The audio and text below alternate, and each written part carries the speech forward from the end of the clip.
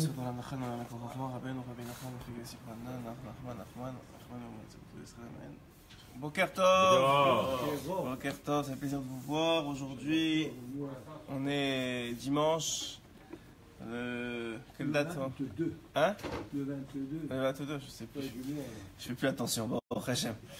Boker Tov à tous, on est très contents. On est Yom Rishon, en Eretz Israël, sous le soleil. Bon, Hachem. Bon, Hachem, bon, Hachem. Ashrenu matov chelkenu. Ashrenu matov chelkenu. Mais Hachem, c'est Ishmaïa, on va développer ensemble des notions importantes pour la vie de tous les jours, qu'on a un peu développé à Shabbat et qu'on va reprendre ensemble, Bezrat Hashem, et Satan Ishmaïa, à travers évidemment les paroles, comme j'ai l'habitude de faire, les paroles de Rabbeinu Akadosh, Rabbi Nachman de Breslev, qui nous apprend à vivre, parce que c'est pas l'air qui rentre dans les poumons et qui ressort par la bouche ou par le nez qui fait qu'on vit. Il y a des, comme c'est écrit dans la Gemara, Rechaim Nikraim Metim. Ceux qui ne suivent pas les voies de la vie, l'arbre de vie, ils sont appelés morts, mais ils vivent. Mais ils sont appelés morts. Pourquoi ils sont appelés morts? Parce que c'est pas une vie. Selon la Torah, selon Hachem lui-même, c'est pas une vie. C'est selon Hachem lui-même, parce que ceux qui se trompent dans leur derrière, dans leur chemin, même s'ils ont l'impression de vivre, c'est pas une vie, parce que ça s'appelle pas la vie. Pourquoi ça s'appelle pas la vie? Parce que pour être vivant, c'est quoi la condition selon vous pour être vivant? On va vous faire participer un peu ce dimanche matin, on va se réveiller. C'est l'âme vive, très bien. C'est l'âme vive, mais ça veut dire quoi? Ça veut dire que, exact, c'est vrai ce que vous avez dit, c'est que c'est l'âme vive. Ça veut dire quoi que l'âme vive? Ça veut dire que l'individu, il doit sentir Hachem dans sa vie, c'est ça être vivant. C'est qu'il sent l'énergie divine. Parce que c'est ça la vie. La seule raison pourquoi on vit, c'est parce qu'on a une énergie divine continuelle qui nous dit vas-y, vis. Comme on a dit, le problème c'est que cette énergie-là, elle est pure, elle est intacte, elle est magnifique. Après ça, elle passe des couches qui s'appellent nous. Et quand elle passe nos couches, ça ressort des fois pas très parfait comme c'était au début. Pourquoi? Alors ça marche comme ça. On a dit hier, et on va reprendre un peu Rabbi Nathan, on va commencer par Rabbi Nathan. Rabbi Nathan il dit comme ça. Il dit Parashat Kedoshim, c'est écrit Kedoshim Tiyo Kikadoshani. Ouais, c'est écrit dans la paracha, soyez saints car je suis saint. Alors Rabbi Nathan il pose la question et il dit qu'est-ce que ça a à voir? Qu'est-ce que ça a à voir? Rabbi Hacher, qu'est-ce que ça a à voir que Hachem il nous dit tu sais pourquoi tu dois être saint? Parce que moi je suis saint. Toi tu m'as créé avec tous les défauts que j'ai, avec toutes les saletés que j'ai, avec toutes les difficultés que j'ai, avec toutes les envies, avec tout ce qui me rend pas saint. Et tu me demandes d'être saint. Tout ça parce que toi tu es saint. Ça marche pas. Je veux dire, si tu voulais que je sois... Exactement, Chazak. Alors, ce que j'ai rien à dire, c'est très vrai. Mais si tu voulais que je sois saint, fais-moi directement un ange. Un ange, il est saint. Kadosh, il n'y a pas de problème. Alors, Rabbi Nathan, il dit, la beauté, c'est que la seule façon, la phrase ne vient pas t'apprendre, tu sais, tu dois être saint parce que je suis saint. Elle doit t'apprendre, tu peux être saint parce que je suis saint. C'est pas la même chose. La seule façon, dit Hachem, qui nous dit Hachem, que tu peux devenir un Ish Kadosh, comme c'est bientôt la Youla de Rabbi Moshe Deri, Zechoto Yagen Alenu, qui était Ish Kadosh, et c'est le Nishmat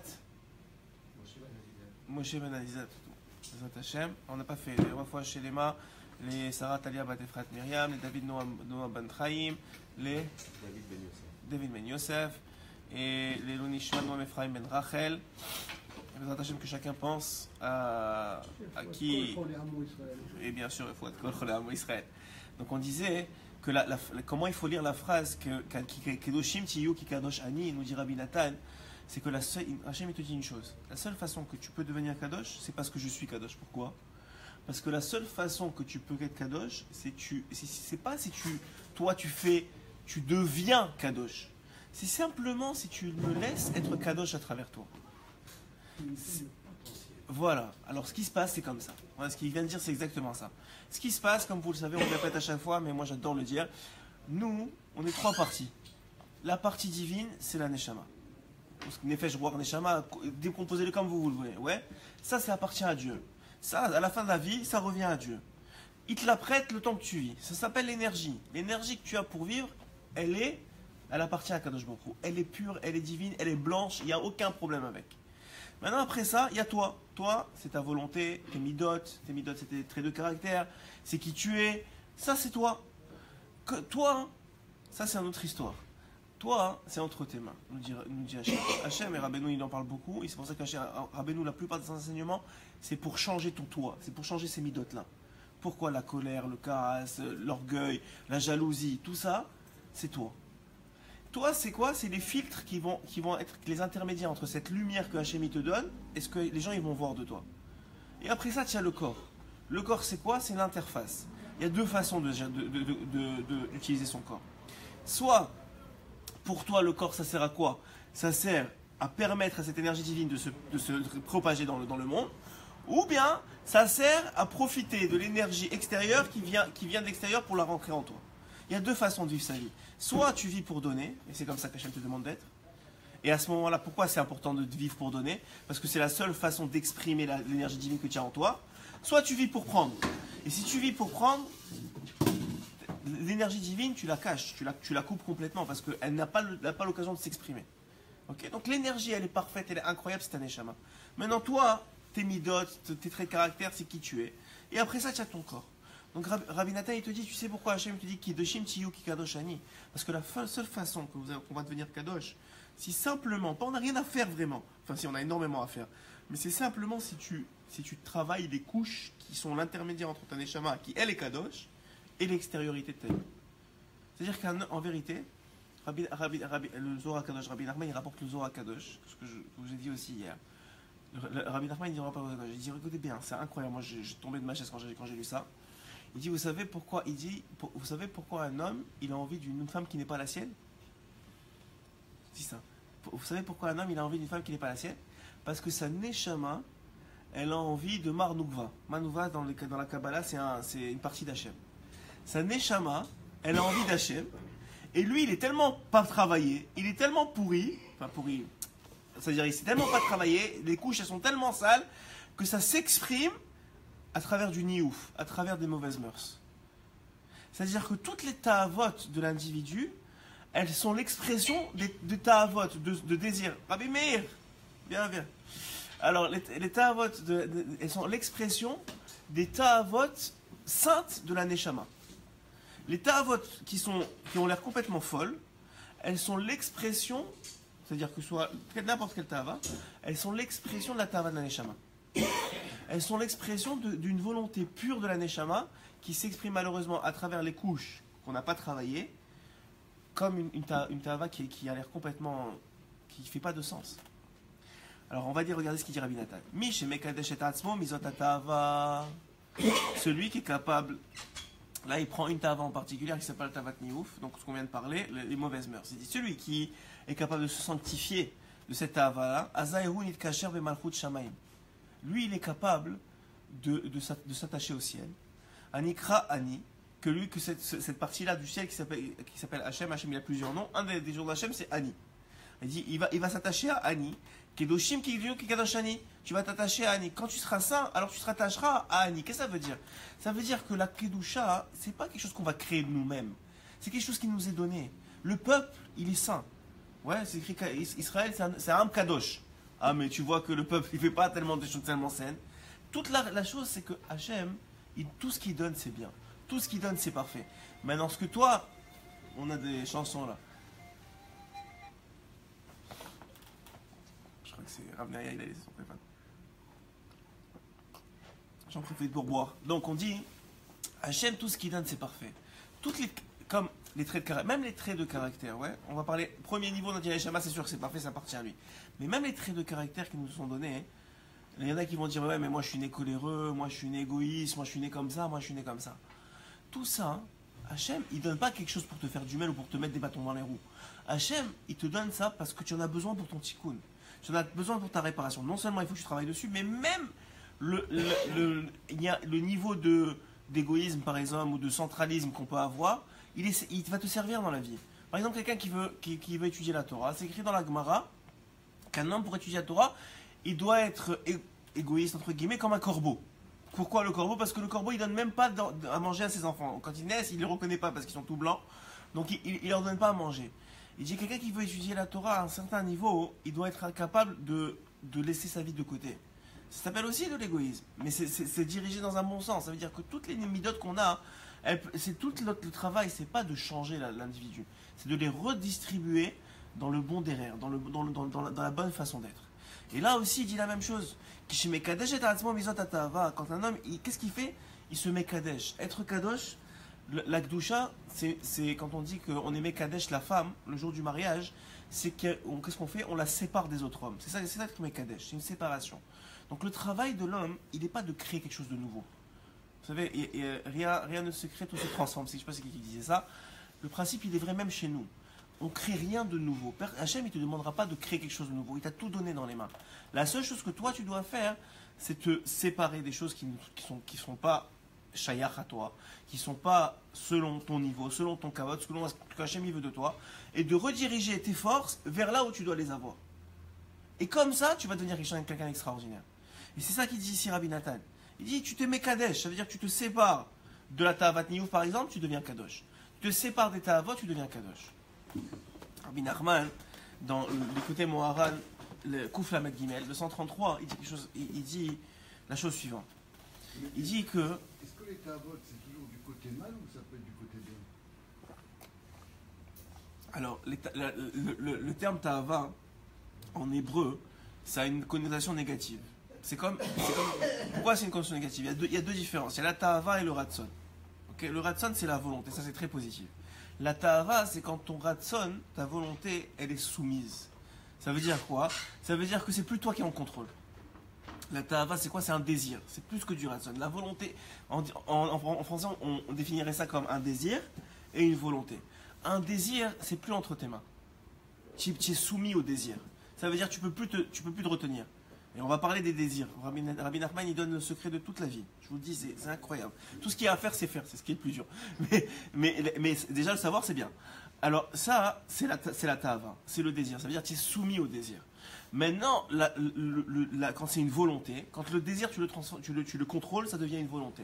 Par exemple, le désir de niouf, de femme ou de mauvaise mœurs, c'est un désir. C'est quelqu'un qui ne peut plus se contrôler. Mais quelqu'un qui a une volonté de faire plaisir à sa femme, de faire mitzvah tona, par exemple, c'est une volonté. C'est du contrôle. C'est-à-dire que l'homme, il a juste, comme je vous ai dit, le travail, il n'est pas de créer des nouvelles choses. Il est de contrôler. Le travail de l'homme, c'est le contrôle. Quelqu'un qui arrive à se contrôler, il a gagné sa vie. Je vous ai donné l'exemple hier, que moi je trouve tellement beau, qu'un ami m'a donné cette semaine. Il m'a dit qu'il est parti voir son grand-père dans une maison de retraite. Okay, et il est revenu, moi je l'ai vu le soir même, il m'a dit, je vais faire des cauchemars pendant des semaines maintenant. Je lui ai dit pourquoi? Il m'a dit, bon, franchement, mon grand-père ça va et tout, il n'y a pas de problème, il s'est travaillé dans sa vie. Mais à côté de lui, il y a un homme, il est dans la même chambre, il y a un homme, mais lui, j'étais là-bas, et c'était l'heure du repas, et l'infirmière, elle avait oublié le yaourt. Alors, qu'est-ce qu'il a commencé à faire? Il a commencé à taper sur la table. Je veux mon yaourt. Maintenant, le gars, il a 80 et quelques années. Il n'est pas dément, hein. Il n'est pas dément. Il s'est juste jamais travaillé. Alors, Rabbi Nachman, il explique. Il dit, cet individu-là, il était comme ça même à 20 ans. Il était comme ça même à 30 ans. Mais comme il avait la pression sociale, qu'il ne faut pas être comme ça, on n'est pas des enfants, il faut se contrôler, il faut faire attention à ce qu'on montre. Donc, il ne montrait pas ça. Mais à la fin, tout ressort. À la fin, tout ressort. Comme ça nous dit Rabbi Nachman. À la fin, tout ressort. C'est pour ça qu'Hachem te dit travaille-toi, parce que c'est ça qui va rester à la fin. Qu'est-ce que tu vas amener avec toi? Tu vas amener qui tu es devenu. Quelqu'un qui ne s'est jamais travaillé, qui a toujours été soumis à ses désirs, qui a dit c'est pas grave, c'est normal de manger comme un fou, de manger comme un grave, c'est normal de regarder n'importe quoi, c'est normal. Parce que c'est dans notre société, dans la société en tout cas, bon, prochain pas en Israël, ou en tout cas pas dans les communautés religieuses, mais dans le monde entier, c'est normal d'avoir la télé, de regarder n'importe quoi, c'est normal de rigoler de n'importe quoi, c'est normal de manger n'importe quoi. C'est devenu normal. Pourquoi? Parce que aujourd'hui, les gens ils sont tellement faibles, même dans les goïms, qu'ils peuvent plus cacher. Donc ils rendent ça normal.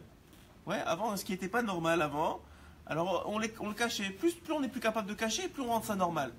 Et malheureusement, c'est ça l'assimilation. L'assimilation, c'est pas forcément se marier avec des goïms. L'assimilation, c'est que même ce qu'ils trouvent normal, on le trouve normal. C'est-à-dire que nos réflexes, ça devient les leurs. C'est ça la vraie assimilation. Et le principe, il est que Rabbeinu, il te dit comme ça. Il te dit, l'homme, il n'a pas créé quoi que ce soit. Hachem, il n'a pas demandé de créer. Il lui a demandé de contrôler. Les forces que je te donne, contrôle-les, dirige-les, et tu vas devenir quelqu'un de kadosh. Alors il dit ici, là, il donne l'exemple de la Torah et du monde. Il dit que le Zohar, Kadosh, il dit que la Torah, elle est des milliers de fois plus lumineuse que le monde. La Torah, c'est une énergie divine concentrée à 100 000%. 100 000%. Donc quoi? Donc normalement, tu devrais être maintenant devant les deux Torah et tu devrais être tellement ébloui. Tu devrais avoir une ta'ava, un désir pour la Torah. Ça veut dire que même tu ne peux même plus te contrôler d'aller étudier la Torah. Mais c'est pas ça qui arrive. Aujourd'hui, la plupart d'entre nous, on se force à aller étudier. Ou en tout cas, des fois, on a des petits comme ça, des petits réveils, des petits moments sympathiques, ou un rave qu'on aime bien, qu'on vient écouter, etc. Mais la plupart du temps, notre femme elle nous dit on va au resto, on trouve une excuse pour aller au resto, on va là, ok, on va là. C'est-à-dire qu'on n'a pas cette envie, on n'est pas tout le temps à dire oh, j'aimerais étudier. Il dit Rabbeinu, comment ça se fait? Le Zohar, il dit la vérité. Rabbi Shimon, on sait bientôt là et là, il dit la vérité. S'il dit que la Torah, elle est 1000 fois plus lumineuse que le monde entier, que tous les astres, alors pourquoi le monde, je suis attiré par lui, et les astres, je ne suis pas attiré par eux? Et la Torah, je ne suis pas attiré par elle. Rabbi Nachman, il donne le machal de son grand-père, le Baal Shem Tov HaKadosh, son arrière-grand-père, exactement. Il dit le Baal Shem Tov HaKadosh, il a dit comme ça. Il a dit un homme, il est devant des paysages magnifiques. Et tu lui dis, tu vois? Il dit non, je vois pas. Mais il est devant, parce que vous avez jamais vu aussi beau. Il dit, tu vois? Non, je vois pas. Alors tu t'approches de lui et tu regardes, et le Baal Shem Tov il dit, tu le regardes, tu dis comment il peut pas voir ce qu'il y a devant lui? Et tu vois, qu'est-ce qu'il voit? Il voit 2 pièces de 1 shekel collées sur ses yeux. Collées sur ses yeux. Le gars, maintenant la pièce d'un shekel, c'est rien, c'est tout petit. Mais c'est tellement proche de lui, c'est tellement collé sur ses yeux, qu'il n'a plus aucune vision du reste. Il dit Rabbi Nachman, c'est la même chose avec la Torah. Un homme, quand il est attaché à ce monde-ci, au ta'avot de ce monde-ci, il voit rien. Il voit rien. Même si tu lui parles, il voit pas. Il sent rien, il voit rien. Moi, je vois des gens, des amis à moi, que j'ai, surtout en Chouslaretz, c'est ce que je vous ai dit hier, la chance qu'on a en Eretz Israël, c'est que la terre d'Israël, elle est kadosh. Et il dit Rabbeinu, quand les Meragelim, ils ont voulu critiquer la terre d'Israël, ils ont dit Ochelet Yoshvea, c'est une terre qui mange ses habitants. Rabbeinu, il dit, il prend toujours, il essaie de trouver toujours le positif dans le verset. Il dit Ochelet Yoshvea, qui mange ses habitants, c'est vrai, bien sûr qu'elle mange ses habitants. Il dit ah bon? Il dit quoi? Comment il mange ses habitants? Il dit de la même façon que quand tu manges un aliment, tu l'ingères, il devient une partie de toi. Hein. La terre d'Israël, pour celui qui veut l'aimer et qui veut faire partie d'elle, la terre, elle le mange. Et comme la terre, elle est kadosh, l'individu deviendra kadosh. De la même façon que la terre, elle est kadosh, si tu vis en terre d'Israël, elle te rendra kadosh. C'est pour ça que Rabbeinu dit que la terre d'Israël, je pense que on vous avait fait un cours sur ça la semaine dernière. Rabbeinu dit que la terre d'Israël, c'est la terre de la Emouna. Il n'y a pas de Emouna en terre d'Israël. Comment tu peux dire une chose pareille? Comment tu peux dire ça? Parce que la terre, elle te force, elle te met, elle crée les événements. Elle crée les événements. C'est comme ça, c'est rapporté. Pourquoi c'est écrit que les yeux d'Hachem, ils sont sur la terre d'Israël depuis le début de l'année jusqu'à la fin de l'année. Ouais, c'est écrit comme ça. Mais je comprends pas. Les yeux, ils sont pas. Hachem, il n'est pas partout. Pourquoi tu me dis les yeux, ils regardent pas tout? Hachem, c'est Bevadaï qui regarde tout. Le Chidouche, regarde Rabbeinu, il est incroyable. Le Chidouche, il dit Rabbeinu, il dit que Hachem, dans le Chutz Laaretz, il est obligé d'intervenir, il est obligé d'envoyer des anges pour gérer tout ça. Il est obligé d'intervenir dans ta vie, parce que sinon tu t'en sortiras pas. Mais la terre d'Israël, il est spectateur. Il regarde, il t'intervient pas. Il te laisse faire. La terre d'Israël, il te laisse faire. Par contre, si tu as des retsona de Gdusha, s'il y a des volontés de Gdusha, la terre, elle t'avale. Parce que la terre, elle est kadosh. C'est comme si tu prends un aimant et un autre aimant, tu ne peux pas les lâcher. Quelqu'un qui veut devenir kadosh, la meilleure place pour être, c'est ici. Parce que la terre, elle est kadosh, elle te rend kadosh. Comme ça, il dira maintenant kadosh. Et il dit comme ça. Hein? Elle change une vie, bien sûr. De A à Z. Mais ça, tu dis quelqu'un qui ne vit pas ici, il ne peut pas comprendre, il ne peut pas avoir ça. C'est comme quelqu'un qui n'est pas religieux, okay, qui n'a pas fait de chouva. Tu dis fais Shabbat. Tu dis mais vous êtes fous, vous Shabbat, moi le samedi je vais à la plage, moi le samedi je kiffe, il fait Shabbat, c'est incroyable, on kiffe avec nos enfants. Mais quoi, de manger toute la journée, manger, vous êtes assis. Il comprend pas. Et au début, même quand il fait, il comprend pas non plus. Pourquoi? Parce qu'il a toujours les yeux devant, il a toujours ces 2 pièces d'argent là devant les yeux, il voit rien, il comprend rien. Et tu lui expliques, il veut pas comprendre. C'est seulement s'il arrive à se détacher de ce monde-ci, et qui fait comme Narshon Ben Amminadab, le Rach Chaim HaKadosh, il donne un secret. C'est littéralement un secret. Il pose une question et il répond avec un secret. Il pose la question suivante. Quand on était devant la mer, on était en train de prier à Hachem. Ouais? On était en train de prier à Kadosh Baruch Hu. Et la mer, elle ne s'ouvre pas. Rien ne se passe. Plus que ça, le Rach Chaim HaKadosh, il dit, la Torah, elle dit, Hachem, il dit à Moshe, Matitzrakelai, pourquoi vous criez vers moi? Le Rach Chaim HaKadosh, il a dit, quand est-ce qu'on a vu qu'Hachem, il te dit, pourquoi tu pries? Quand est-ce qu'on a vu que Hachem, il dit au Béné Israël, pourquoi tu pries? Au contraire, Hachem, il dit, prie-moi, demande-moi, parle-moi. Rabbeinu, il dit, fais vos des doutes, parle avec Hachem toute la journée. Depuis quand Hachem, il te dit d'arrêter de prier? Alors, le Rach Chaim HaKadosh, il dit comme ça. Il dit, au moment où les Béné Israël, ils étaient devant la mer, il y avait, il rapporte le Midrash évidemment, et le Zohar, il en parle aussi, il y avait les anges accusateurs. C'est-à-dire qu'ils étaient en jugement. Les Béné Israël étaient en train de se faire juger. Les anges accusateurs, vous savez très bien ce qu'ils ont dit. Ils ont dit Elou et Elou, c'est les mêmes. Ces Béné Israël qui sont devant la mer et ces Égyptiens qui sont derrière le rideau de feu, c'est les mêmes. Ils ont fait Avodazara et Avodazara, c'est les mêmes. Donc il y avait un ange accusateur. Maintenant, ce qui est incroyable, ce qui m'a fait frissonner, c'est que le Rach Chaim HaKadosh, il dit Hachem, il avait les mains et poings liés. Il voulait nous sauver, mais il ne peut pas. Il veut nous sauver, il ne peut pas. Pourquoi? Parce qu'il a mis un système en place. Et ce système, il est soumis à ce système-là. Alors évidemment, Hachem, il a des trucs, il s'appelle les tzadiki, mais il a mis des systèmes tu sais, de secours, les trucs de secours là. Tu sais, tu veux pas passer par là, tu passes par là-bas, c'est sûr. Mais à l'époque des Béné Israël, en tout cas à l'époque de la sortie d'Égypte, il avait mis ce système-là en place. Et le roi Chaim, il dit, il voulait nous sauver, il pouvait pas. Il pouvait pas. Mais on crie, je veux te sauver, je veux t'écouter, je peux pas. Ah, comment on fait? Le roi Chaim m'a dit, alors comment on fait? Il dit, tu t'inspires de ce qu'il leur a dit. Il a dit au Béné Israël, et c'est Narshon Ben Amminadab qui a eu ce mérite-là, de la tribu de Yehuda, il lui a dit, avance. Avance. Qu'est-ce que ça veut dire, avance? Le Rach Chaim, il dit, avance, ça veut dire, fais preuve de Emouna. Monte, prouve. Pas seulement tu dis, je prie, je sais, je fais, je t'aime, je t'excite. Non. Prouve que tu as de la Emouna. Monte en Eretz Israël. Non, je rigole. Prouve que tu as de la Emouna. Ça veut dire, tu es dans une difficulté, continue, avance, prouve, dis merci, comme il dit le Rav Arouche tout le temps, dis merci sur ce que tu as de difficile. Pourquoi? Parce que quand tu dis merci, c'est la preuve que tu as de la Emouna, que ça vient d'Hachem. Tu crées l'unicité d'Hachem. Donc prouve que tu as de la Emouna. Si tu prouves que tu as de la Emouna, qu'est-ce que tu viens faire? Tu viens d'ajouter dans la balance qui est en haut des tonnes et des tonnes et des tonnes. Parce que la Géoula, notre Géoula, nous, personnelle et Klalit, elle passe par là. Elle passe par la Emouna. Quelqu'un qui n'aura pas de...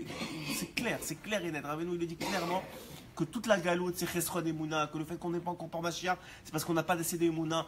Tout, c'est de la Emouna. Quelqu'un qui a de la Emouna, il a le sourire toute la journée aux lèvres, il est tout le temps content, il fait tout ce que Hachem il veut parce qu'il a de la Emouna en lui. La Emouna, c'est la clé de tout. C'est juste qu'il faut... Il y a des madrigotes. On peut pas exploser la Emouna du jour au lendemain parce que sinon, c'est nous qui allons être explosés. Mais la réalité, c'est quoi? C'est que plus un homme il va grandir dans sa Emouna, et plus sa vie va être belle. Même si sa vie, elle ne change pas. Pourquoi? Parce que, là, comme on a dit, la Torah, pourquoi Hachem, il te dit, je t'ai donné le plus grand cadeau du monde? Pourquoi la Torah, c'est le plus grand cadeau du monde? Parce que c'est écrit qu'après qu'ils sont sortis, quand la mer s'est ouverte, 3 jours après, ils sont arrivés devant Mémériva. Ouais? Ils sont arrivés devant les eaux amères. C'est ce que la Torah appelle les eaux amères. C'est quoi ces eaux amères-là? C'est une sorte. Ils n'avaient pas à boire. Ils sont arrivés devant un endroit où il y avait de l'eau, mais elle goûtait mauvais. C'est pas écrit qu'elle était pas buvable. C'est juste qu'elle goûtait mauvais. Alors les Rabbim ont dit, c'est quoi cette eau mériva? C'est quoi cette eau amère? Rabbim, ils ont répondu, vous savez pourquoi l'eau était amère? Ils ont répondu parce que 3 jours ils n'ont pas étudié la Torah. 3 jours ils n'ont pas étudié la Torah, l'eau était amère. Qu'est-ce que ça a à voir? Qu'est-ce que ça a à voir? 3 jours ils n'ont pas étudié la Torah, alors l'eau était amère. Je comprends pas qu'est-ce que ça a à voir, merci beaucoup. Je comprends pas que ça a à voir. C'est quoi le lien entre les deux? Plus que ça, les Ramis disent, l'eau, elle était buvable. Ils auraient pu très bien la boire. Mais à leur palais, elle était amère. Et pourquoi? Parce qu'ils n'ont pas étudié la Torah. Et de là, Ramis, ils ont instauré, mis des Rabbanan, qu'on sort 3 fois le Sefer Torah par semaine, tous les 3 jours. Dafka, à cause de ça, à cause que 3 jours sans Torah, ta vie, elle est amère. L'eau, c'est ta vie. Et Dafka, le Midrash, il dit, comment est-ce que Hachem, il a dit de réparer cette eau amère-là? Il a dit à Moshe, mets un morceau de bois. C'est quoi le bois? C'est le Etz Chaim, c'est la Torah. C'est le Etz Chaim. Mais qu'est-ce que ça a à voir? Qu'est-ce que ça a à voir que tu n'étudies pas la Torah 3 jours et ta vie elle est amère? C'est pas la Torah qui fait que tu as une Lamborghini ou que tu fais que tu as une maison avec vue sur mer. C'est pas 3 jours qui vont faire la différence. La différence, elle est que c'est pas ta vie qui va changer. C'est tes yeux à toi qui vont changer. La Torah, ce qu'elle change, c'est toi. C'est pas ta vie. Ce qu'elle change, c'est toi. Tu peux avoir la même vie. Les deux gars, ils ont la même vie. Il y en a un, il saute, il est content, il embrasse tout le monde, il est content de voir les gens, il est heureux, il est bien, il apprécie sa vie, il apprécie sa femme, il apprécie ses enfants, il apprécie son travail, il apprécie sa santé, il apprécie tout. Et il y en a un autre, il est avec Lamborghini, et la vue sur la mer et tout ça, il s'engueule avec sa femme toute la journée, il crie sur ses enfants, il voit que le mal qu'il y a chez eux, il regarde que la petite bête qui va pas, il est tout le temps énervé avec ses employés parce qu'ils font jamais ce qu'il veut. Il est dans une vie, quelle race sera le Gehinam? Le Gehinam dans ce monde, il est. Mais il a tout, il est 1000 fois mieux que l'autre. Le gars qui dit sur le papier, il est 1000 fois mieux que l'autre. 1000 fois mieux. Mais dans la vraie vie, c'est une catastrophe. Dans la vraie vie, c'est une catastrophe. Il est toujours, après les ta'avot, il est tout le temps en train de chercher quelque chose de nouveau. Il mangeait, après encore boire, il est tout le temps insatiable. Et c'est pas de sa faute. C'est pas de sa faute. Enfin, c'est de sa faute de ne pas avoir étudié la Torah. Mais c'est pas de sa faute. Les gens, ils croient, vous savez, Rabbeinu, moi ça m'a beaucoup aidé. Et j'espère que ça va vous aider aussi. Rabbeinu, il dit, à quoi ça sert de te lamenter sur ce que tu as fait de mal? À quoi ça sert? C'est pas de ta faute. Je dis, non, c'est pas de ma faute. Quelqu'un, il a fait une bêtise, c'est sa faute. Il dit, non, c'est pas de ta faute. La bêtise, c'est pas de ta faute. Ah ouais, alors qu'est-ce qui est de ma faute? Ta faute, c'est pas avoir prévenu la bêtise. Qu'est-ce que ça veut dire? Ça veut dire quelqu'un qui étudie la Torah. Quelqu'un qui se sépare des ta'avot de ce monde. Des choses qui sont complètement simples, qui sont permises. Pas qui sont interdites. Par exemple, Rabbeinu, il dit comme ça, ici dans ce livre, écoutez-moi, Ran, le Kouflamet Gimel qu'on va étudier maintenant, il donne l'exemple donc, de ces deux pièces-là. Et je vais vous dire, ces deux pièces-là, elles sont composées de 3 choses. Ce qui obscurcit les yeux d'un homme, c'est 3 choses seulement dans ce monde, c'est tout. Celui qui arrive à contrôler ces 3 choses-là, il va avoir la plus belle vie du monde, pas au début, mais quand il va réussir à les contrôler, parce qu'au début, c'est une milchama, c'est une guerre, c'est un test, c'est une guerre, mais une fois qu'il va les contrôler, il va avoir la plus belle vie du monde. Et pas seulement la plus belle vie, il va se sentir bien, il va être connecté à Hachem, il va être kadosh. Tout ce que vous voulez, il va avoir. 3 choses. Pas compliqué, 3 choses. Il dit 1, ta'avat achila. 1, le désir de manger. Cette soumission à la nourriture. Quelqu'un qui est soumis à la nourriture, il dit ça part de là. Pourquoi? Pourquoi ça part de là? Alors je vous ai déjà raconté, je l'ai raconté aussi hier, mais je trouve qu'il est tellement parlant cet exemple-là. Moi, j'avais un ami qui est aussi rave, qui donnait en tout cas beaucoup à l'époque, beaucoup de séminaires. Vous savez c'est quoi des séminaires? C'est des shabbatons, 3 jours, il les amène dans un hôtel, il les cloître à l'autre bout du monde, pour être sûr qu'ils ne reviennent pas chez eux, et il leur donne le maximum de Torah. Okay. Et un jour, il me parlait, je lui dis, c'est quoi ton chidouche de la semaine? Vas-y, donne-moi quelque chose. Il m'a dit, j'ai compris quelque chose que je n'avais pas compris depuis 20 ans. Ça faisait déjà 20 ans qu'il faisait des séminaires. Il m'a dit, ah, c'est bon, ça va être bon cette semaine ton chidouche. Alors dis-moi, c'est quoi? Alors il m'a dit, écoute, je vais te dire quelque chose, j'ai vu un grand gadol, je ne me rappelle plus exactement c'est qui le nom, je ne vais pas dire de bêtises, mais il avait un grand Mekoubal cette semaine, et je lui ai posé une question que j'avais qui me trottait dans la tête depuis 20 ans. Je lui ai dit, ah, c'est quoi la question? Il m'a dit, écoute-moi bien, ça fait 20 ans que je fais des séminaires au Hachem, et j'ai des milliers, bon, pas par Gava il m'a dit ça, mais j'ai vu des milliers de gens faire tchouva. Pas des 1 et des 2, des milliers de gens faire tchouva. Et comment ça se passe? Ils viennent le vendredi, on leur donne le maximum de Torah, ils sont dans un environnement de Torah, on chante Shabbat, on leur fait truc et ça. Dimanche soir, je te dis, moi je les ai vus. Dimanche soir, 3 jours ça prend. Dimanche soir, on fait une sorte de réunion. Et chacun, un symposium, voilà, ils appellent ça, merci beaucoup. Ils appellent ça un symposium. Alors, ils font leur symposium le dimanche soir. Et le dimanche soir, chacun il dit qu'est-ce qu'il a ressenti. Alors bien sûr, les plus... Zariz, le plus truc qui commence, alors, voilà, moi j'étais très touché et ça m'a beaucoup réveillé. Et il commence à parler, on dirait que c'est des autres personnes. C'est pas les mêmes gars que les vendredis.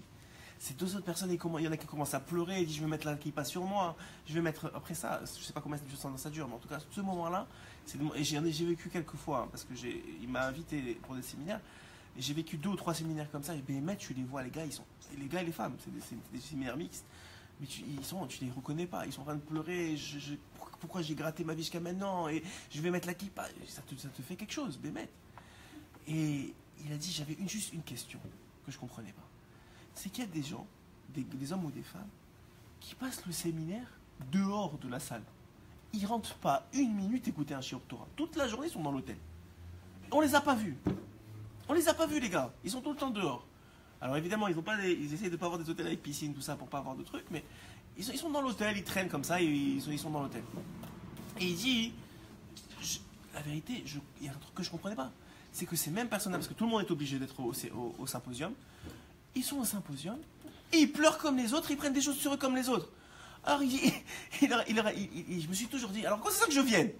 Si le gars, même que le gars il n'a pas écouté un mot de Torah, il a le même impact sur lui que le gars à qui on a donné plein de Torah. Alors à quoi ça sert? C'est pas par gava, mais finalement c'est pas les vrais Torah qui ont fait la différence. Et ça me trottait toujours dans la tête. Et je comprenais pas. Alors un jour, il a dit, cette semaine, je suis allé voir cette semaine, je suis allé voir un Mekoubal, et je lui posais la question, ça me trottait, je lui posais la question, j'ai eu l'occasion, je lui posais la question. Je lui ai dit, je comprends pas, ces gens-là, ils font tchouva, mais on les a pas vus du séminaire. Il leur a dit, ces gens-là, pendant 3 jours, ils ont été obligés de manger kasher. Ces gens-là, pendant 3 jours, ils n'ont pas eu le choix, parce que c'est un endroit fermé, c'est un hôtel fermé, tout est kasher. Ils étaient obligés de manger kasher. Je lui ai dit, alors qu'est-ce que ça change? Il m'a dit, nous on croit, hein, parce que aujourd'hui la nourriture c'est devenu comme un... Bon, il faut manger comme il faut dormir, comme il faut boire, comme il faut... C'est devenu normal. Mais la nourriture, c'est un avoda, c'est un travail, c'est une avoda manger. Manger, si tu vois les tzadiki manger, tu vois le Rav Koenig Shlita qui vient encore, ou quand tu vois les Baba Salé manger, c'est une avoda. Ça veut dire quoi c'est une avoda? C'est que quelqu'un qui mange, qu'est-ce qu'il est en train de faire? Il est en train de s'approprier des nitzotzot, des sources d'énergie extérieures. On a dit la source d'énergie neshamatique, la neshama. Il a une source d'énergie extérieure. Le fruit, il a été créé pour te donner de l'énergie, pour te donner une vitalité qui va te permettre de servir Hachem. En vérité, le fruit, il est là pour te rapprocher d'Hachem. Maintenant, toi, qu'est-ce qui se passe? Ce fruit-là, ou cette nourriture-là, vous n'avez jamais posé la question pourquoi tout ce qu'on a le droit de manger, tous les animaux qu'on a le droit de manger, c'est des animaux qui ont des bonnes midotes. Et ce n'est pas des meurtriers, ce n'est pas des prédateurs. Pourquoi? Parce que ce que tu manges, ça devient qui tu es. Ce que tu manges, qu'est-ce que ça fait? Ça se transforme en sang. C'est quoi ton sang? C'est ton nefesh. Un nefesh ou adam. Le nefesh, le parti de la neshama qui s'appelle le nefesh, c'est ça le sang. Quelqu'un qui mange n'importe quoi. Et même quelqu'un qui mange kasher, mais n'importe comment, il change qui il est. Il change la nature profonde de bien. Vous savez, Rabbeinu et le Rabbi Lubavitch m'ont dit, ah, le juif, tous les juifs sont bons. Ah, mais on ne les voit pas. Pourquoi on ne les voit pas? Pas parce qu'ils ne sont pas bons, parce qu'ils se sont mis des clipotes et des clipotes et des clipotes autour. On s'est tous mis des clipotes. Parce que personne n'est capable de manger, d'être comme Moshe Rabbeinu, à chaque instant voir Hachem. Mais quelqu'un qui est capable, je vous le dis, et Rabbeinu il le dit très clairement, il dit quelqu'un qui est capable, juste au niveau de la achila, de manger lentement, de, quand il mange, dire ce que je suis en train de manger maintenant, c'est pour servir à Kadosh Baruch Hu. De choisir sa nourriture, de laisser dans son assiette. Tout ce qui dit le Rambam. Celui qui fait capable de faire ça, hein? De laisser une partie. De contrôler sa nourriture, il est déjà dans une madriga de Kadosh. Il est déjà, et tu le vois. Tu vois les gens, tu les assois à table, tu le vois. Tu vois qui c'est. Tu vois qui c'est. Maintenant, c'est pas pour juger. Tu veux pas inviter quelqu'un, tu veux savoir c'est qui, alors tu l'invites à manger, tu vois comment il bouffe. Tout le monde on est tous dans la chenoute, comme on dit. Mais on va essayer, on se travaille. On essaye de se battre quand on est contre un chiot, quand on se bouge. Et d'ailleurs, vous voyez, c'est quoi la faute d'Adam Rishon? C'est la nourriture. Il a commencé par là. Mais attends, tu as mangé quelque chose 3000 ans, on paye. Mais tu n'as pas mangé, tu as changé ta nature. Tu n'as pas mangé, c'est pas manger, on s'en fout de manger. Tu as changé ta nature. Quand tu manges, tu changes ta nature. En bien ou en mal. Quand tu manges, c'est ça manger. C'est une intervention extérieure de ce monde-ci sur toi. Toute intervention extérieure, elle va te changer. Soit elle va te rapprocher d'Hachem, soit elle va te éloigner d'Hachem. Il n'y a pas de demi-mesure chez le juif. La chose, elle te rapproche ou elle t'éloigne. Alors Rabbeinu il te dit, voilà, première chose qui fait partie de cette pièce-là, c'est l'achila. C'est un combat. Ah, les gens ils disent mais non je suis fatigué. Déjà je bosse comme un fou. Et en plus c'est compliqué. Les gens ils mettent l'énergie. Moi le premier c'est tout le monde. On met l'énergie là où il n'y a pas besoin de mettre l'énergie. Là il n'y en a pas besoin. Ou c'est déjà réglé pour toi. Ta parnassa déjà réglée. Toi, tu mets toute l'énergie du monde. Mais elle est déjà réglée depuis Rosh Hashanah. Non, je mets toute l'énergie du monde. Des choses qui servent à rien et tu mets toute l'énergie. Mais les choses que Béhémet, c'est une vraie milchama, c'est ça que Hachem te demande. Mais non, je suis déjà fatigué, toute la journée j'ai bossé, je peux pas manger tranquillement devant la télé en plus. J'aimerais bien prendre la touma. Alors c'est vrai que c'est très difficile à entendre. C'est vrai qu'il y a beaucoup de monde qui sont pas au niveau. Le but, je vous l'ai dit souvent, c'est que même en entendant ça, qui que ce soit, on ne deviendra pas Rabbi Moshe Ederi Zatzal ou le Baal Shem Tov Zatzal ou Baba Saleh Zatzal du jour au lendemain. On ne deviendra pas Rabbi Akiva Zatzal du jour au lendemain. Ouais, c'est vrai, personne ne va devenir Rabbi Akiva. Si vous croyez qu'aujourd'hui vous avez décidé de vous contrôler la nourriture et que demain vous n'allez pas avoir une tahava, d'abord ça va commencer par une mitzvah, une brit mila, un truc, après ça va continuer. C'est toujours comme ça. On ne va pas tomber, il faut être fou pour penser comme ça, ça n'existe pas. Par contre, Rabbi Akiva, ce qu'on a dit aussi hier, il y a une histoire sur Rabbi Akiva que moi j'adore, que je trouve très très très vraie. Enfin très vrai surtout, c'est Rabbi Akiva, c'est sûr que c'est vrai. Ça veut dire que c'est une grande leçon de vie pour nous. Il y a une histoire de Rabbi Akiva qui est très connue. C'est que vous savez Rabbi Akiva, hein, donc en plus c'est le Homer maintenant, et c'est lui qui était le maître des 24 000 élèves qui sont partis, et le maître de toute la Torah, puisque c'est lui qui a reformé Rabbi Meir Mahanès, qui a reformé Rabbi Shimon Bar Yochai, Rabbi Yossi, Rabbi Ishmael, les 5 qu'il a reformés dans la région de Tibériade, après que les 24 000 soient partis de ce monde. Et Rabbi Akiva, pourquoi il a reformé 5? Tu viens de perdre 24 000 élèves. Tu viens de perdre toute la Torah que tu as créée. Tu peux te dire, écoute, Hachem, il ne veut pas de moi, je vais aller me mettre à la plage, ça va être mieux pour moi, et c'est fini.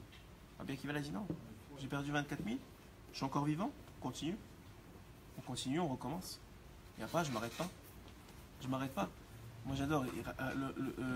Rabbi Israël au dessert, il disait quelque chose qu'il faut toujours avoir dans la tête. Il disait, moi, le Baal Hadavar, qui s'appelle donc le Yetzirara, je discute pas avec lui. Il disait, le Baal Hadavar, il veut toujours faire des comptes. Il veut toujours te dire, tu sais, tu as fait cette mitzvah, mais tu t'es énervé. Donc tu fais du plus et du moins. Mais tu as fait ça, mais tu as fait ça, mais tu as fait ça, mais tu as fait ça. Il dit, avec le Yetzirara, tu seras toujours perdant. Mais avec Hachem, tu seras toujours gagnant. Donc moi, je dis au Yetzirara, maintenant ne m'embête pas, je ne veux pas parler avec toi. À 120 ans, on va se parler devant Hachem, on va faire les comptes. À 120 ans, on verra. D'ici là, laisse-moi faire les choses. Ah, mais non, mais tu as fait, mais tu t'es énervé, mais tu as voulu inviter celui-là, mais finalement ça s'est pas bien marché. Les comptes, c'est pas pour moi les comptes. Moi, j'avance. Je fais le maximum de mitzvot, je fais le maximum de bien. J'essaie, je tombe, je fais des bêtises en même temps, j'y arrive pas. C'est pas le même moment de faire les comptes. J'avance, j'engrange. Je commence pas à faire les comptes. Il disait, la Hitbo des doutes, c'est des comptes avec Hachem, c'est pas des comptes avec le Yetzirara. Les comptes avec Yetzirara, ça m'intéresse pas. Les marches à vote dans ma tête, ça m'intéresse pas. Donc il dit, Rabbi Akiva, pour revenir à l'histoire, Rabbi Akiva, à 40 ans, il ne savait pas lire la Lepet. C'est très connu, tout le monde sait ça. Tout le monde, celui qui a commencé à faire tchouva, il dit, oui. Parce on change de sujet, on nous pose une question qui nous dit comment manger kasher correctement. Comment manger kasher correctement? Il y a des lois. Je veux dire, toutes les...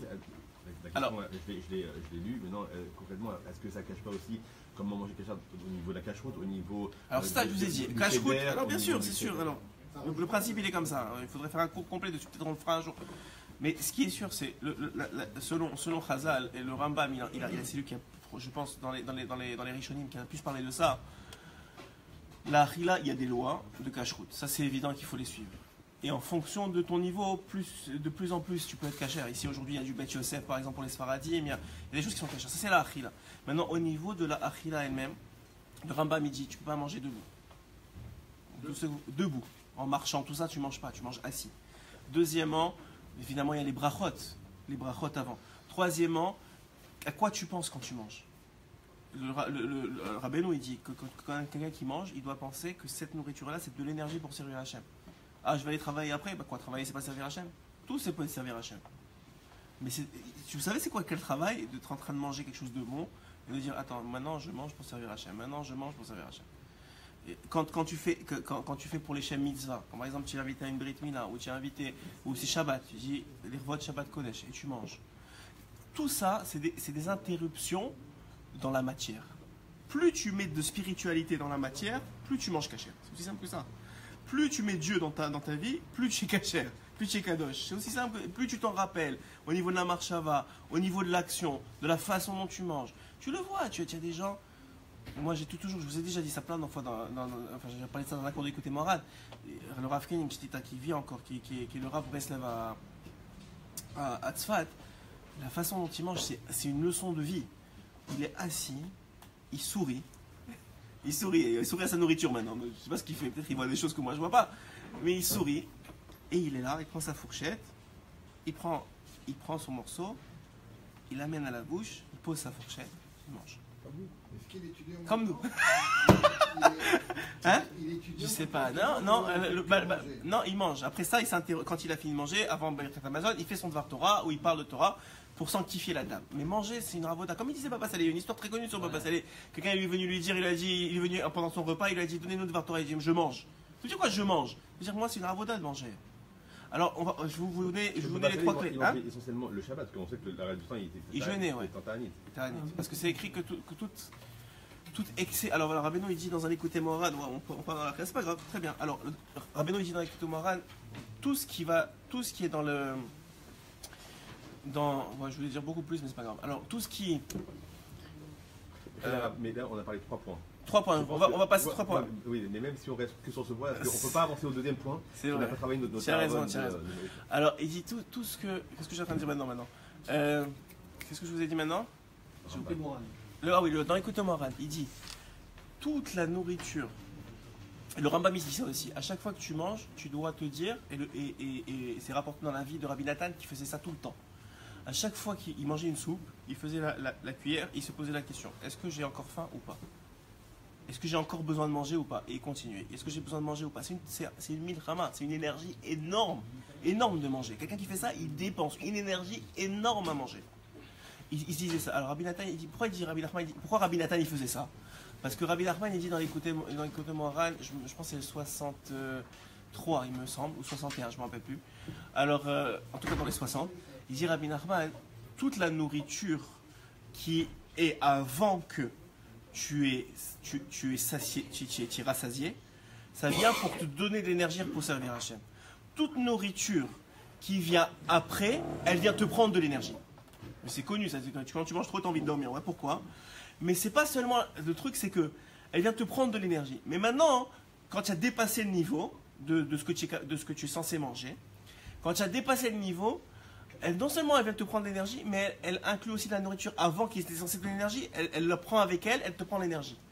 Donc il dit Rabbi Nachman, toute nourriture, dès que tu as dépassé le niveau qui s'appelle je suis rassasié, je suis bien pour servir Hachem, et que ça devient de la ta'ava, ça commence à te tirer de l'énergie. Ça commence à te tirer littéralement de la vitalité. L'énergie, c'est quoi? C'est de la vitalité. C'est de la vitalité d'achat. Alors, juste pour le Henyan, et on va finir pour ça parce que les Abrechim commencent à arriver, mais le Henyan de Rabbi Akiva.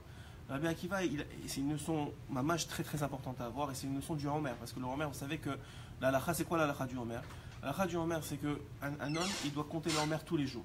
Quelqu'un qui ne compte pas le Homer tous les jours, il ne pourra plus compter avec bracha, à partir du moment où il a raté le jour. Ouais? Pourquoi c'est comme ça? Si tu me dis le Homer, ok, d'accord, très bien, mais ça veut dire si j'ai pas compté, je compte le lendemain, c'est pas la fin du monde. Parce que la vie, c'est une succession d'étapes. C'est une succession d'étapes. Tu vas arriver à un but, tu as un but dans la vie, tu veux manger bien. Ne crois pas que ça va t'arriver ni demain, ni après-demain, ni après-après-demain. Si tu arrives à 120 ans, à 120 ans, à 81 ans, chez toi, à ne pas faire je veux le yaourt, tu as réussi ta vie déjà dans la khila.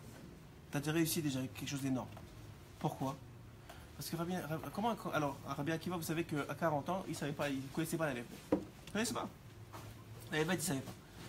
Sa femme, elle lui a dit, si tu veux me marier, condition, tu vas étudier la Torah. Enfin, j'aime les femmes. Alors, il a dit, tu vas condition, tu vas étudier la Torah. Il a dit, ok. Qu'est-ce qu'il a fait? Il est parti étudier chez Rabbi Eliezer, à Gadol. Il est parti étudier. Qu'est-ce qu'il a étudié? Aleph Bet, il s'est mis avec les enfants. Il s'est assis. Vous savez, de l'humilité. D'ailleurs, pourquoi Rachel Bar Kama Savoir elle a choisi Rabbi Akiva? À cause de son humilité, à cause de ses traits de caractère. Si on dit derrière Skadma la Torah, ça veut dire que pour acquérir la Torah, il te faut des traits de caractère positifs. Pourquoi? Parce que la Torah, c'est la nourriture de la Neshama. Ok? C'est ça la Torah et les Mitzvot, c'est la nourriture de la Neshama. Tu sais comment tu recharges les batteries de ta Neshama? Comment tu reconnectes avec ta Hachem? Tu connectes avec la Torah, c'est ça. Tu connectes avec la Torah, les mitzvot, c'est ça qui donne la nourriture d'un Neshama. Très bien. Maintenant, tu as la nourriture d'un Neshama. La Neshama, elle illumine. Mais toi, tes midot, elles sont pourries. Tes traits de caractère, c'est une catastrophe. À quoi ça sert que tu as donné de la nourriture à ta Neshama? Parce que l'énergie qui va ressortir, elle passe par la saleté de tous tes midot. À quoi ça sert? Ça sert pas à grand chose. Alors que Rachel Bakassavora, qu'est-ce qu'elle a vu? Elle a vu ce gars-là, il n'a pas encore la nourriture d'un Neshama. Sa Neshama, on ne la voit pas. Mais on voit la partie intermédiaire. On voit ses midot. On voit que ce gars-là, c'est quelqu'un de bien. C'est quelqu'un d'honnête. C'est quelqu'un de gentil. C'est quelqu'un d'aimable. C'est quelqu'un... Tu le vois. Même sans Torah, tu le vois. C'est pour ça que d'ailleurs, Dafka, les gens, ils ne comprennent pas. Ils disent, moi, je suis déjà quelqu'un de gentil, je suis quelqu'un de bien, je vole personne. Pourquoi j'aurais besoin de la Torah? Je dis, je suis quelqu'un de bien, tout le monde m'aime bien, il n'y a pas de problème, j'ai pas besoin de Torah. La plupart des gens qui font pas de tchouva, c'est à cause de ça. La plupart des gens qui font de tchouva, c'est parce qu'ils ont des midotes catastrophiques. Ils se disent, de toute façon, je suis vraiment une catastrophe, autant que je fasse tchouva, c'est le problème sinon. Ouais, mais en vérité, ça n'a rien à voir. La Torah et les midotes, c'est deux travails différents. C'est vrai que la Torah va t'aider avec les midotes, c'est vrai. Maintenant, on étudie de la Torah.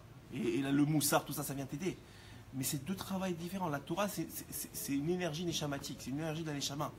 Mais les midotes, c'est qui tu es. C'est qui tu vas exprimer. Comment tu vas exprimer l'énergie de Dieu dans ce monde? C'est quoi ta couleur à toi? Ton chrome à toi, c'est quoi? Vous savez, ça passe à travers des fils chromiques, la lumière, et après ça, tu as du jaune, du vert. C'est quoi ta couleur à toi? Ça, c'est tes midotes. La lumière blanche, c'est la neshama. Après ça, quelle couleur elle va sortir, c'est toi. Donc là, il dit, Rabbi Nachman, on va finir sur ça. Et donc, excusez-moi, donc le Rabbi Akiva, il a commencé. Mais c'était tellement difficile d'être avec des enfants et d'être comme ça à apprendre la lève-bête. C'était très difficile pour son corps. À un moment, il allait presque lâcher. Et à Mina Shamaim, on a donné une aide du ciel. Quelle aide? Il est passé devant une source d'eau. Et il a vu qu'il y avait un goutte à goutte qui tombait sur une pierre. Et cette goutte à goutte-là, elle avait creusé la pierre. Et quelqu'un qui passait par là, il lui demande, je ne sais pas si c'était Iléa Wadavi ou pas, mais en tout cas, la Gemara ne le dit pas. Cette histoire-là est rapportée dans Avot de Rabbi Nathan. Et il voyait se creuser comme ça. Il a commencé à se poser la question, il a dit, mais comment ça se fait que l'eau, elle a creusé la pierre? Alors la personne lui a dit, parce qu'elle tombe toujours au même endroit. En vérité, la question. Et alors là, il a dit, ce qu'il a dit, ce que j'adore, moi, parce que c'est très Breslev ce qu'il a dit, si déjà l'eau, elle a creusé la pierre, alors l'eau de la Torah, que la Torah elle est comparée à l'eau, c'est sûr qu'elle va creuser la pierre de mon cœur. C'est-à-dire qu'elle va enlever les pièces qui sont devant mes yeux. Qui s'appelle, que tu veux devenir bassar, je vais avoir un cœur de chair. Parce que quelqu'un qui va avoir des bonnes méthodes, il va avoir un cœur de chair, il faut qu'il sente les choses. Quelqu'un qui sent rien, il ne peut pas changer. Donc l'individu, il a senti. Donc il a vu ça. Maintenant, c'était quoi la question de Rabbi Akiva?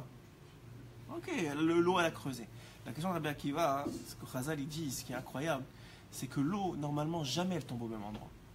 Elle tombe à gauche, elle tombe à droite, il y a du vent, tu ne peux pas tomber au même endroit. Il n'a pas compris comment l'eau, elle est tombée au même endroit. En vérité, c'était un miracle.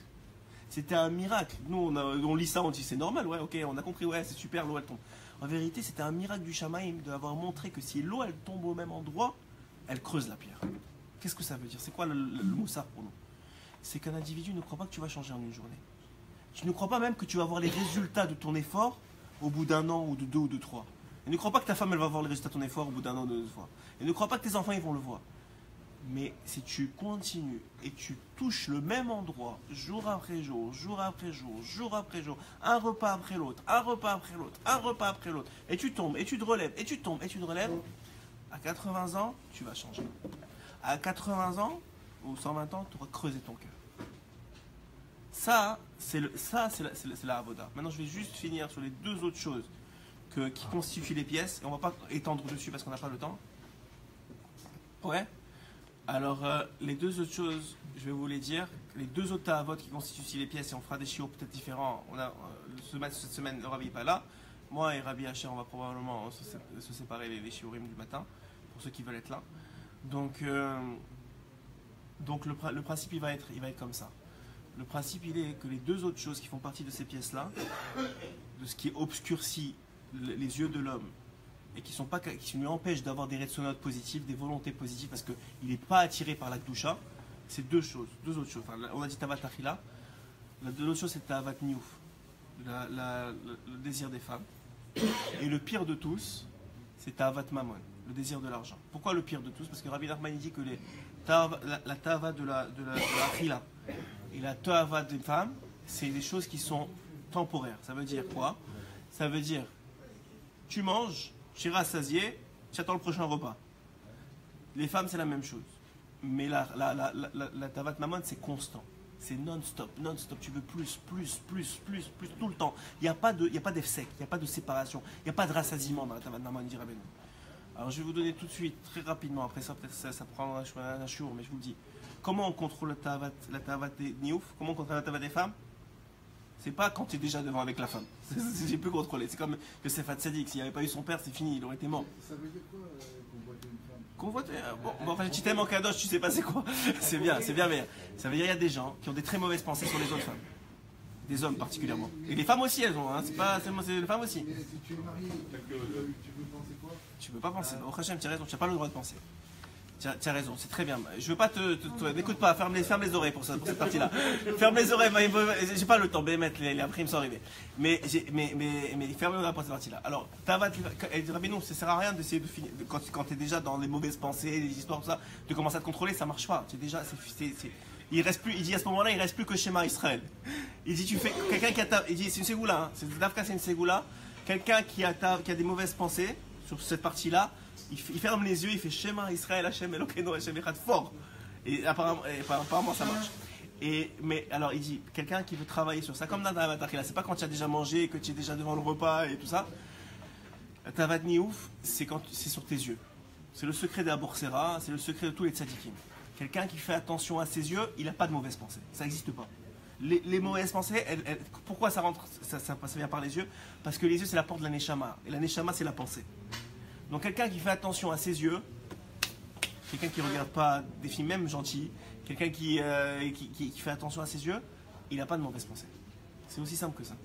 Toi, dans le prochain, tu fais attention à tes yeux. Tu m'as dit plusieurs fois. Et troisième chose, c'est la Ta'avat Mammon. La Ta'avat Mammon, Rabbeinu dit c'est la plus difficile. Ça prend un shiur entier pour savoir c'est quoi et comment le contrôler. Hein? C'est plusieurs. Mais c'est sûr que voilà, les trois choses-là, plus vous allez travailler sur ces trois choses-là, plus vous allez éloigner ces pièces de vos yeux, et plus vous allez être capable de voir la lumière de la Torah, de vous avoir envie de grandir, de devenir Kadosh, et de devenir Davka Kadosh. Kedoshim tiyu ki Kadosh ani. Plus vous allez faire ça, plus vous allez vous rendre vous Kadosh, plus vous allez sentir la Gdusha d'Hashem en vous. C'est comme ça que ça marche. C'est pas plus compliqué que ça. C'est comme ça et c'est le seul. Tout celui qui vous dit autrement, c'est pas comme ça. C'est comme ça que ça marche. Allez-y. Ouais. Un autre arme pour les yeux, ouais. Il faut dire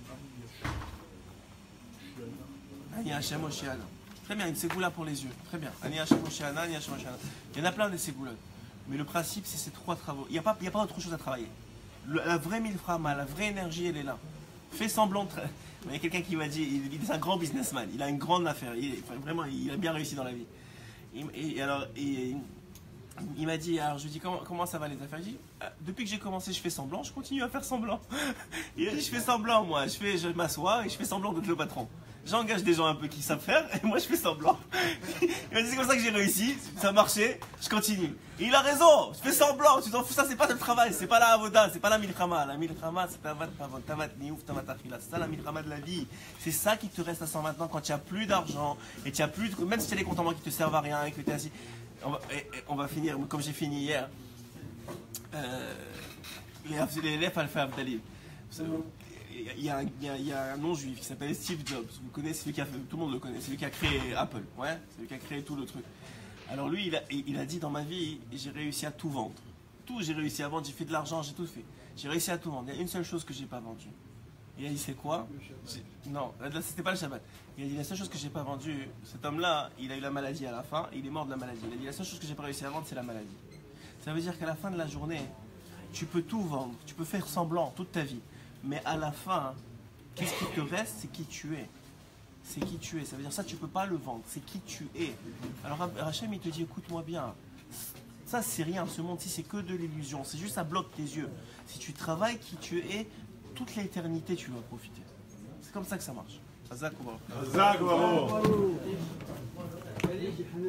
Shabbat,